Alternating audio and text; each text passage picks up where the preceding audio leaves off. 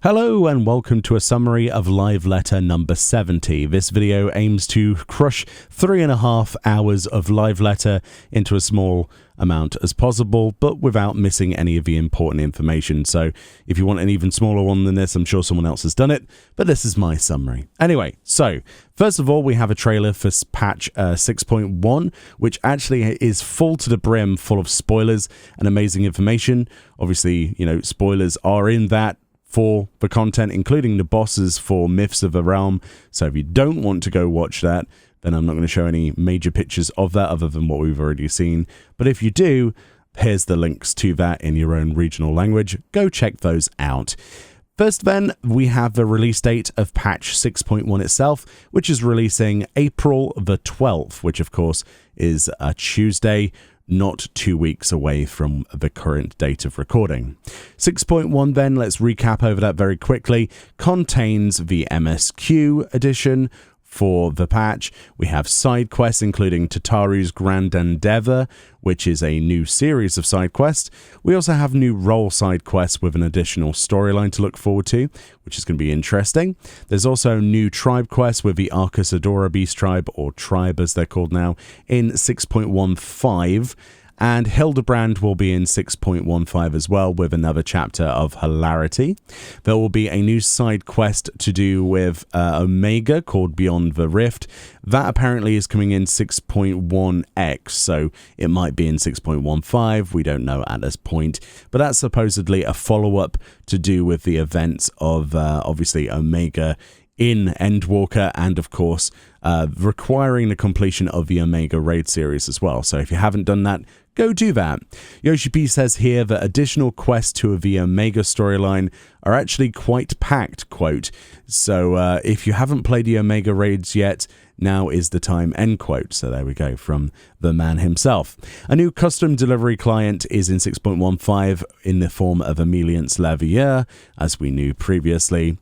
Also in 6.1 series, we have the duty support system making its debut, which also includes the ability to have NPCs help you through the MSQ related dungeons in in a Realm Reborn up to 2.0 only. There's also improvements to the Realm Reborn MSQ, including that duty support feature. Cape Westwind and much later duties have major revisions. As you know, Praetorium is going to be turned into a 4-player duty, and so is Meriadnum, along with Cape Westwind being removed and Rittertin himself being a solo duty. I believe the La Habrea fight is also going to be a solo duty as well. This also means that has changes to the MSQ roulette. We don't have any further information as exactly what's changing to the roulette, but obviously they're 4-player duties now, and they're going to be much shorter, so I would imagine the rewards are going to be adjusted accordingly. They also demo the duty support system in-game, so we can see something new. This is what the UI looks like. They're also showing some of the newer texture updates, apparently, to the dungeon in particular here, which apparently they've done work on in most of the dungeons featured in this new duty support system. So it's nice to see some little touch-ups here and there, graphically or texture-wise. There was also reference to the gear that drops in these dungeons, also having texture revamps as well. So that's going to be pretty hyped to see what that looks like. Obviously, in 6.1, with the storyline, we have a new dungeon, which they're not talking about, but it is featured in the trailer if you want to go look at that. The new trial is, of course, the End Singer, which is the final fight of Endwalker on Extreme. That's usually what happens in these first patches of an expansion. We also have Ultima's Bane, which is the official title of the Ultima Unreal, which is that sort of semi-casual sort of between hard mode and extreme difficulty of a fight. That's going to be in there probably with new rewards, and obviously faux hollows and probably a new mount as well. They also mentioned the new Alliance Raid Part 1 for Myths of the Realm. Obviously, we also have the Ultimate being added in 6.11, which is called Dragon Song's Reprise. That will be 2 weeks after the launch of 6.1 itself. Also, just to reiterate, we also have the Imperium Ishgard Housing Edition in 6.1 series. along with adventurer plates and a portrait editor, which we'll look at more in a little bit. The unending codex, which, if I remind you, is a glossary of in-game terms that you can look up for like lore reasons and other reasons to refresh yourself on certain characters and themes. Data center travel comes in 6.18. This is obviously logical data centers only, not physical ones, so no cross-region for the foreseeable future at this point. Then we have the miscellaneous stuff mentioning new Hrothgar hairstyles, which, I mean, some of them are more cursed than others, but some of them are quite welcome. Yoshi P mentions how the ears are hidden under the hair there. I don't think it's an April Fool's joke, honestly, guys. I think that's actually it. We'll wait and see. Glamour plates are mentioned to be increased to 20 plates in total, and your ability to apply them is in any sanctuary for the most part. Yoshi P quote here, "So almost anywhere you can teleport to, I think. When you want to switch jobs during hunt trains, it might be useful," end quote. Very valid point. Now we're on to job adjustments. This is all new. First of all, we must mention that these are not all of the job adjustments. Those will be listed in patch notes in the future. But first of all, they mention Machinist with potency changes to Heat Blast, Wildfire, and Drill. Those are being improved in potency. Samurai, to resolve issues, they say, with widely fluctuating DPS from critical hits. They say that the actions Midair Setsugeka, Keishi, Setsugeka, Ogi Namakiri, and Keishi Namakiri will also be guaranteed critical hits going forward, which is going to be quite interesting to see. A nice flat increase of DPS, less RNG. They say in accordance with this change, action potencies will also be adjusted. Ninja, it says, to improve synergy with other jobs, Mug's 120-second cast will now apply a debuff to enemies that increases damage they take from party members. Trick Attack has also changed to now only increase personal damage dealt to a target. And in accordance to this change, action potencies have also been adjusted. Changes to Dark Knight include the ability to improve survivability when using Living Dead. The effect of the Walking Dead status will now restore HP by a significant amount upon successfully landing attacks. This is always something that, a lot of healers worry about, apart from white mages with Benediction, where they use Living Dead, and it takes a while for you to replenish their health. It's not a big deal, but having the ability to heal themselves using significantly through landing attacks is going to make it a little bit more survivable. It's not the perfect situation that I would want as a healer main, but it is a change. Dragoon, they say they shortened the animation lock for jump attacks. Summoner, Searing Light will now be cast directly from the summoner instead of the carbuncle, which is a change. And Yoshi P also mentions here, before we get to healers, all healers will get MP changes, he says, and skills will cost less, end quote. So that's going to be interesting. Less mana usage, I suppose. White Mage, first of all, the effect radius of Q3 and Asylum has been extended to 10 yarms, apparently, and Liturgy of the Bell, which I can't pronounce apparently, can now be ended at will to restore an amount of HP dependent on the number of stacks remaining. Quite an interesting change. Significant, maybe. Scholars, the effect radius of Sacred Soil has been extended to 10 yarms, and the effect duration of Expedience, which is that movement speed thingy, granted by the action expedient, has been reduced from 20 to 10 seconds. So that's quite significant. They stress there are many more changes, and this isn't a final list, and the patch notes released before the patch comes out will have more detail. These were just highlights they wanted to address because people have been asking about them. So first, let's look into in-depth detail stuff. So Myths of the Realm. The first part of this is going to be called Aglaya. I think that's how you pronounce that. Yoshi P actually shows us a sneak peek of this in-game, but without showing any boss footage. Yoshi P says, and I quote, "But it's not all about the beauty of the instance. We'll touch on the 12, what they are, and do they even exist? All of those questions will have answers.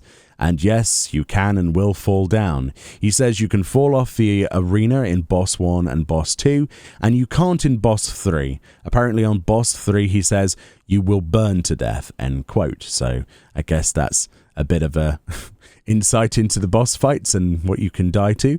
But also it looks quite amazing, doesn't it? Up in the clouds above somewhere in on Aetherius, obviously. Now then, a look at the Beast Tribe, or at least the area, which appears to be in Fafnir. This is being added in 6.15 as a reminder. This is what looks like a hippo minion as well as a possible mount, which we actually get clarification for in a second. Yoshi P says, it will be a story around the bond and friendship that overcomes tribal boundaries, end quote. Yoshi P does indeed show us a section of new mounts here, the first of which is that hippo that we talked about a second ago with like a rickshaw type attachment that you sit in, which looks amazing. Looks like we're racing hippos. Now that's pod racing. We also have a Yeti mount, which looks like a reskin of the skeleton of a Gobu, which I'm all for. We have this some kind of peacock creature that I can't remember the name of, like bird mount. We have a T-Rex mount, which looks like the Abraxas model from Eureka Anemos, but has this like sort of shade thing on the top of it. And we also have probably one of the coolest mounts I've seen in a while, the pod mount from Nier. Apparently the collaboration was very successful and they got permission to have another Nier related mount and, well, a Nier related mount in general. And it's the pod. I'm very happy about that. I asked for that a long time ago. Looking at new minions then, we have a clockwork toy car. Not sure what that's related to, but it looks interesting. There's also a minion related to the new dungeon in 6.1, which looks like some kind of mummy creature, and on the trailer they actually show this as a boss, so that's where that's from. There's also a tiny dreadnought minion, which is pretty awesome, making up for the fact that the minion is obtainable to us, but the PvP players got the dreadnought mount exclusively to Feast PvP, which sucks. That's my opinion. We also have a little sort of blue-footed sort of booby bird. Very cute, like kind of like a seagull with blue feet. Very nice. And there's actually a kangaroo minion. Shout out to Oceanic servers. We got a kangaroo. Lovely. And there's also this adorable little doggy as well at the end. Very nice. Moving on then to other things, fashion accessories. There's going to be a parasol, apparently for sunshade, they describe that as. Also showing the new idle new idle animation that you can toggle. So you can have the parasol on your shoulder, or as it currently is in the game, quite static in front of you. Very nice. Other fashion accessories include what appears to be Nero's sunglasses. I think that's what that is, showing that you can use these with headwear. That's the way they're doing a lot of glasses and things going forward through the fashion accessories, which unfortunately still cannot be used in combat, as well as reading glasses here as well as a fashion accessory if you want those for pictures primarily, right? Also looking now at the new Mogstation in-game preview, which is a new feature. If you go to an in-room and talk to the bed, you can choose to dream about Mogstation items in this new preview window. It lets you see all sorts of things. They actually show this new Moogle-related outfit, which isn't available at the moment. That's a new one that's coming.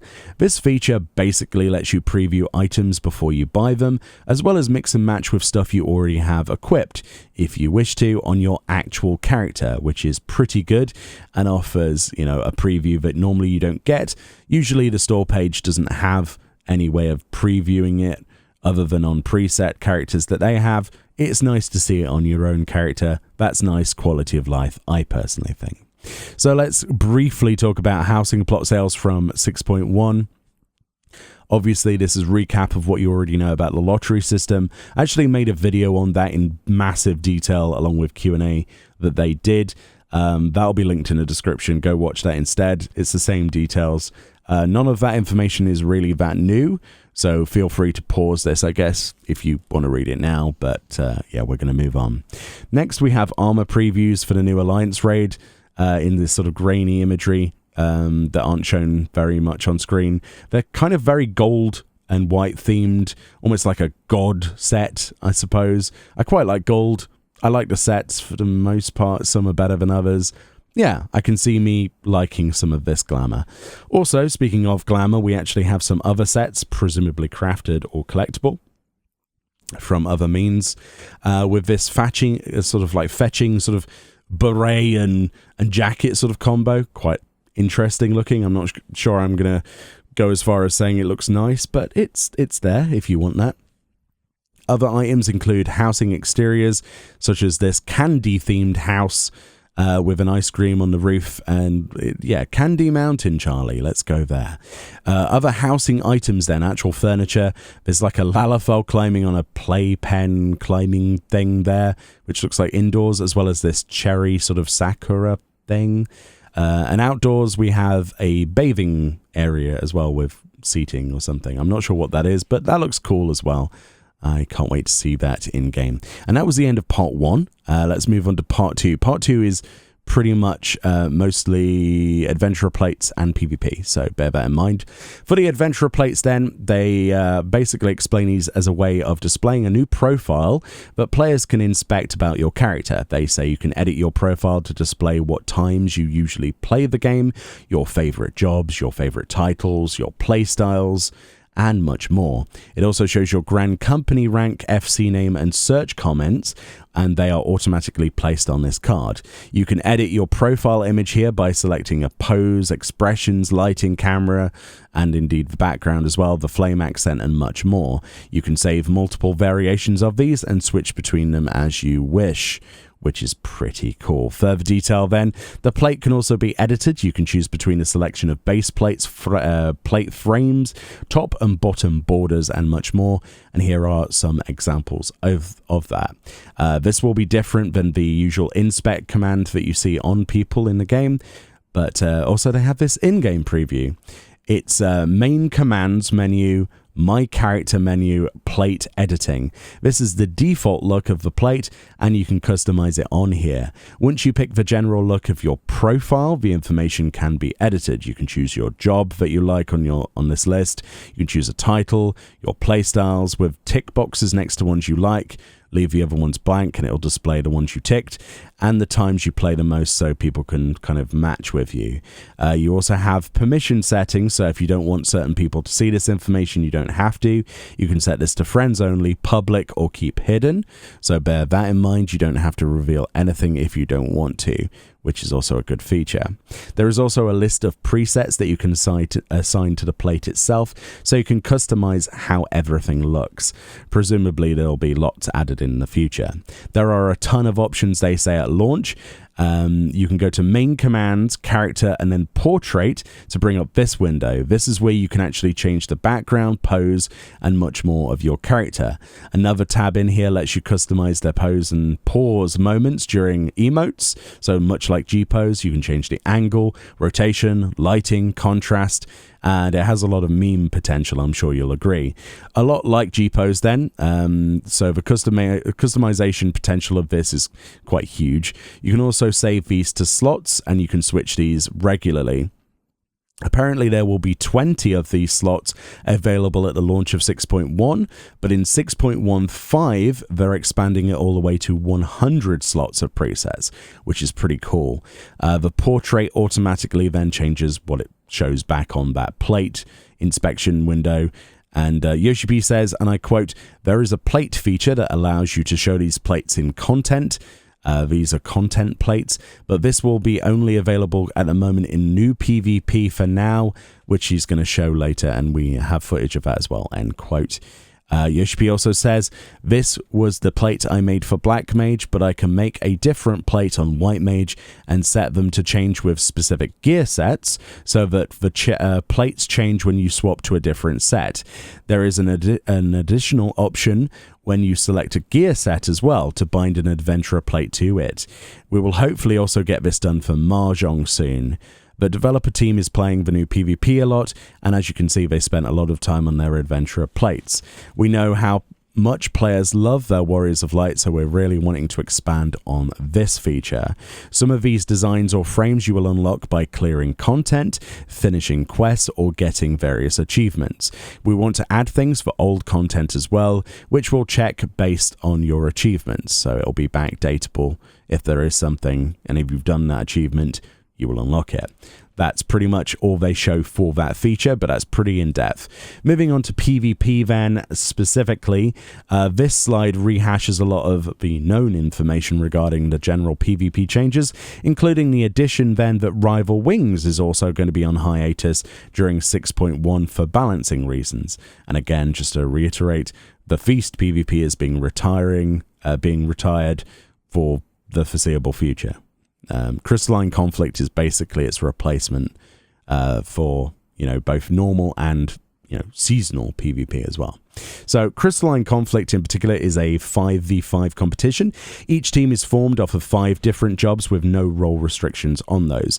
There are casual, ranked, and custom matches available, and ranked matches group players of similar skill with a MMR system. You push a crystal around in the match by holding possession around it. The aim is to push it into the enemy's side into their goal, and that's how you win. Kill the dudes, stand on the crystal, move it to their goal, easy peasy. They now show this in the game with some footage, which we have slides of here, along with the portrait feature as well. So when you join the PvP mode, you see the portraits of players. The portraits appear for both teams at the start of every match, and as you can see, the crystal moves when Yoshi P is alone on it. To contend this, the opposite team actually stand there with their players. You must defeat basically everybody stood there to be able to move it when you're stood on it. Each circle area is a checkpoint system, but can be, reversed back from that. It stays here for some seconds before going again, giving time for the opposite team to actually move to combat that as well. Giving them a sort of like refresher time. It sort of like stops there for a few seconds. But if you push the crystal into the goal, you win. It's as simple as that. One match apparently is 5 minutes long, so this is going to be quite quick content. And obviously it's small scale. It's not large scale like Frontline. It's, 5v5. Every time you die, Yoshi P says, your respawn timer increases by a little. If the timer runs out, it goes into an overtime if there isn't a winner. But however, the first team to die, obviously, loses, and those who survive win, no matter where the crystal is, or until you push it into a goal. And that's pretty much it for Crystalline Conflict. It's very simple, straightforward, nice, quick, easy content. Back to the PowerPoints then. We have the series PvP periods. Might as well refresh on this. Series PvP is basically going to be added with every major patch is when that updates. In Series PvP, you play any PvP in the entire game to earn Series PvP experience. This allows you to obtain rewards for reaching new series-based levels. Individual matches will continue to reward experience for your player character classes, PvP experience tomes, and wolf marks like usual, as well as that series PvP experience. Sorry, there's a lot of words to say there. Here is actually a list of the series milestones for Series 6.1. As you can see, we have emotes, profile items, fashion accessories, and coffers of glamour. This is another way then to collect various items, and in each patch they'll add more stuff to this. The crystals are called trophy crystals that you see in between the rewards. You can collect these to exchange them for future rewards in the Wolf's Den pier for various items. In fact, they mentioned previously that crystals can be collected to earn items from a vendor from the previous series that went on before. So there's a way of backdating those rewards. Here is the level 25 reward then that we're all interested in, which is a lovely new series-based PvP outfit that's obviously attainable by everybody. There's no ranks required for this. Everybody can get this if you just get to level 25 series PvP. Easy peasy, and my goodness, that looks beautiful, and that's reinvigorated my interest in actually doing PvP. The trophy crystals carry over when a new series begins, so you don't have to worry about losing those, and the trophy rewards are updated every single major patch, so there'll always be new stuff and old stuff to get as well. Very, very cool stuff. Moving on to talk about ranked PvP itself then, which is separate. Ranked PvP match seasons will also exist. The ranking tier and placement is determined by the amount of Crystalline Conflict ranked matches which are won during that season. This determines the rewards earned at the series end and the ranking rewards tier and place. The rewards include achievements, titles, adventurer plates, and much more, although they don't show anything of that. This is how the rating system looks going forward. As you can see, the rating progression works on Bronze 3, Bronze 2, then Bronze 1, then moves to Silver 3 and onwards. The rising stars, as you can see, can be earned by winning those ranked matches. They say beyond the Diamond rank, there is actually now Crystal tier. Ranking in Crystal is slightly different and is determined by the amount of Crystal credit in your possession instead of those rising stars. Credit then for that is gained or lost depending on the outcome of matches. So that's the top of the top, the creme de la creme if you want to go for that. So this is the PvP schedule, and as you can see, a series lasts one major patch with ranks for seasonal PvP in between at the same time. Now on to big announcements. The Garrow event is returning along with the previous gear, achievements, mounts, etc., along with new gear, new achievements, and new titles for Shadowbringers and Endwalker related jobs. So if you've already done Garrow and you've got everything, there's more to collect, and everybody else that missed stuff can go and do that now. Even more reason to do PvP then, because obviously Crystalline Conflict is going to be there instead of the Feast. So you might as well kill 3 birds with 1 stone, basically. Very cool. It's nice to see that back, and I'm sure a lot of people will be hyped to get the armor, especially for healers, because it's amazing. The Makai Moon stuff's beautiful. More announcements then. There's going to be a new Primals tour. This is going to be called Beyond the Shadow. This has got the date on screen for those in Japan who are interested. It also appears to be streamed. If you wanted to pay to see this from the internet, a live performance, they confirmed that this stream will not be region locked and will be available to people worldwide, which is absolutely awesome. So if you want to watch a concert with your Discord friends, you totally can, right? You'll buy that and stream it. Awesome stuff. There will also be a new mini album featuring their versions of Endwalker music, and there are details and prices on screen here. And there's also Primals related merch for this new tour, which includes a hat, I think some perfume, I'm not really sure, a t-shirt, and some badges. These are only available in Japan, unless you go through another website like Ataikuji or something to buy them from the Japanese sellers and shipped to where you are. But officially, they're only available in Japan. There's also going to be a new art book that's going to be available if you like Endwalker. This actually has a in-game wind-up Ragnarok minion for those who purchase it. If you love the art of the game like I do, and you want a nice minion like I also do, then you can actually order that right now on your region's Square Enix store. So go and do that.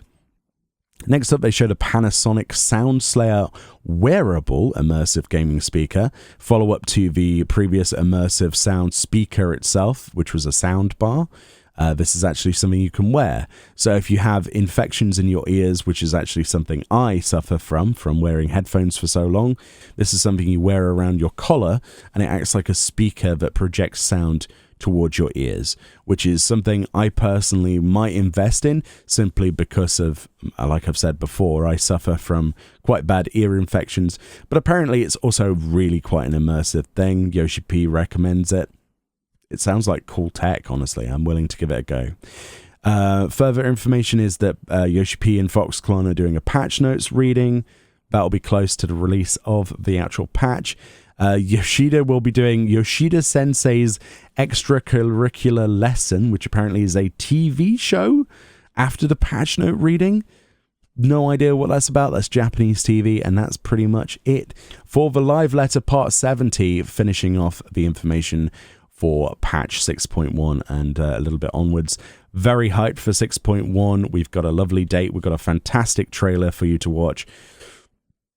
I'm very, very happy. Hopefully that was helpful, summarizing and making sure we included all of those important details from a 3.5 live letter down into whatever this is. But I tried my best, but I didn't want to skip content because, well, what's the point in that? There's some very interesting quotes there that I included because, yeah. But thank you so much to the Reddit translation team on the unofficial Final Fantasy XIV subreddit, Discord. I will also provide a link to those if you want to go join that and give them some love. basically their translation was incredibly invaluable for today's video. Anyway, much love, enjoy the rest of your day, and I will see you all next time. Bye-bye.